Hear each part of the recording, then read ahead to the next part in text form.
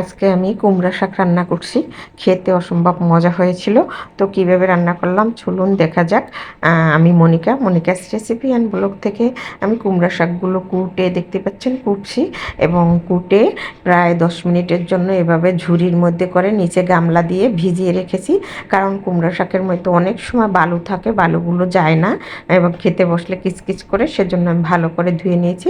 কড়াইতে দিয়ে দিলাম, দেখতেই পাচ্ছেন কুমড়া শাকগুলো আমি আলাদা রকমের রান্না করি। আপনারা অনেকেই পেঁয়াজ রসুন দেয়, চিংড়ি মাছ দেয়, আমি সেটা দিলাম না। একেবারেই অন্য রকম একটা ভিন্ন ধরনের কুমড়া শাক রান্না করা। তো আমি একটু হলুদ দিয়ে দিলাম, যেহেতু সবুজ শাক আমি হলুদ বেশি দিব না। একটু ধনিয়া জিরার গুঁড়া দিয়ে দিলাম, দেখতেই পাচ্ছেন। তো পরিমাণ মতো লবণটা দেওয়ার সময় সবসময় আপনারা চিন্তা করবেন, শাক অনেক সময় বেশি দেখা যায় কিন্তু লবণটা বেশি হয়ে যায়, তো শাকে লবণটা পরিমাণ মতো দিতে হয়। দিয়ে দিলাম কাঁচামরিচ এবং ছোট ছোট করে আলুগুলো শোকলা ফেলাই নিয়ে ছোট ছোট করে আলু কুটে আলু দিয়ে দিলাম, এবং দিয়ে দিব সিদ্ধ হওয়ার জন্য পরিমাণ মতো জল। এখানে আমি আলু দেওয়ার কারণ আমি চিংড়ি মাছও দিইনি, পেঁয়াজ রসুন কিছু দিব না, আমি আলু দিয়ে রান্না করব। আর আমার এই রান্নাটা খেতে অসম্ভব মজা লাগে। ঢেকে রেখেছিলাম, একটু উঠিয়ে দেখতেছি এবং নাড়াচাড়া দিয়ে দিব, যাতে উল্টি পাল্টি করে দিব, যাতে উপরেরগুলো নিচে গিয়ে আবার সিদ্ধ হয়। দেখতেই পাচ্ছেন যে এটা মোটামুটি সিদ্ধর মতো হয়ে গেছে। আবার আমি ঢেকে দিব, কিছু একটু নাড়াচাড়া দিয়ে আবার ঢেকে দিব। ধোয়ার কারণে ক্যামেরার মধ্যে, মোবাইলের ক্যামেরায় অনেক মানে আবছা আবছা ধোঁয়া দেখা যাচ্ছে। তো সবাই একটু ভালো করে দেখে নেবে।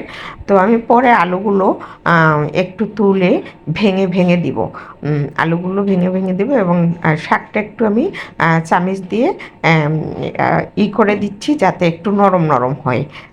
শাক যদি নরম নরম না হয় ভালো লাগে না, শক্ত শক্ত হলে। তো আমার শাকটা হয়ে গেছে। এখন আমি এখানে দিয়ে দিলাম একটু সরিষা বাটা। এখানে ছিল বাদাম, কাঁচামরিচ, সরিষা, বাদাম, কাজু বাদাম একটু দিয়ে ভালো করে নেড়ে চেড়ে এটা মিশিয়ে নিচ্ছি। আর আলুগুলো আমি ভেঙে দিয়েছি, অনেকগুলি আলু তো কম দিয়েছি, আলুগুলো একটু ভেঙে দিয়েছি।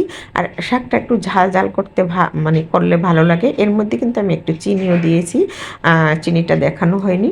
তো আমি কড়াইয়ে তেল দিয়ে কালো জিরা ফোড়ন দিয়ে শাকগুলো দিয়ে দিচ্ছি।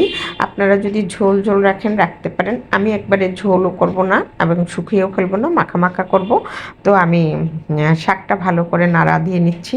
আর এখানে একটু ময়দা গুলে দিয়ে দিলাম। যে কোনো তরকারির মধ্যে একটু হালকা চালের গুঁড়ো বা ময়দা গুলে দিলে শাকটা নরম তরম হয়, খেতেও ভালো লাগে। এবং অনেক সময় দেখা যায় এটা না দিলে কেমন যেন বোঝা যায় যে সিদ্ধ হয় না, এরকম বোঝা যায়। সেজন্য আমি সবসময় শাক রান্না করলে বা লাউ তরকারি রান্না করলে একটু চালের গুঁড়ো বা একটু দিয়ে নিই, গুলে দিয়ে নিই, ময়দা গুলে দিয়ে নিই। তো আমার শাকটা রান্না হয়ে গেছে, এখন আমি নামিয়ে নেব। এই যে নামিয়ে নিচ্ছি।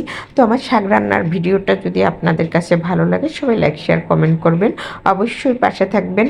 এবং সবাই একটু ভিডিও দেখার সাথে সাথে একটু লাইক দেওয়ার, কমেন্টের সাথে সাথে লাইক দেওয়ার চেষ্টা করবেন, লাভ লাইক রিয়েক্ট দেওয়ার চেষ্টা করবেন, ফলো দিয়ে রাখবেন, নতুন ভিডিও দেওয়ার সাথে সাথে পেয়ে যাবেন ইউটিউব থেকে।